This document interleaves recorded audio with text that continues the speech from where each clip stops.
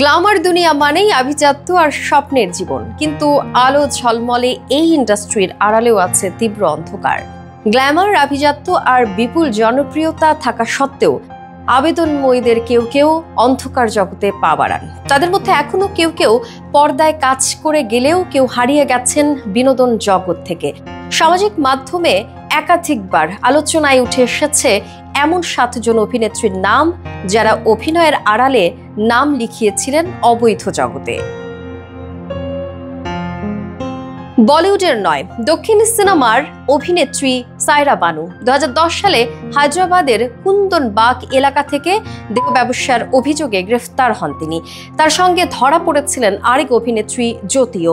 বলিউড অভিনেত্রী শার্লিন চোপড়া নিজেই স্বীকার করেছিলেন যৌনচক্রে যুক্ত থাকার কথা। তার ভাষায়, সিনেমার ডাক না এলে টাকা আসবে কোথা থেকে, আর সেই টাকার কারণেই বেডরুম পর্যন্ত দৌড়াতে হয়।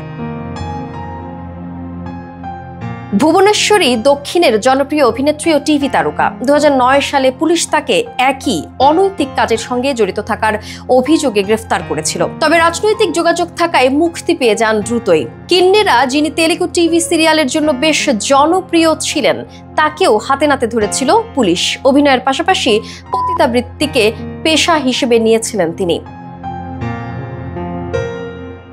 তামিল বিনোদন জগতের পরিচিত মুখ সঙ্গীতা বালানকে 2018 সালের চেন্নাইয়ের এক রিসোর্ট থেকে উদ্ধার করা হয়। অভিযোগ, অভিনয়ের আড়ালে দিনের পর দিন অবৈধ ব্যবসা চালাতেন তিনি।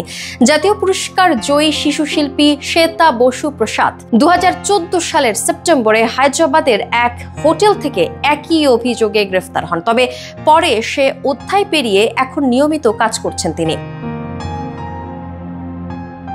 আরশি খান বলিউডের আরেক বিতর্কিত মুখ। তার বিরুদ্ধেও এমন অভিযোগ উঠেছিল, তবে তিনি বারবার অস্বীকার করে গেছেন।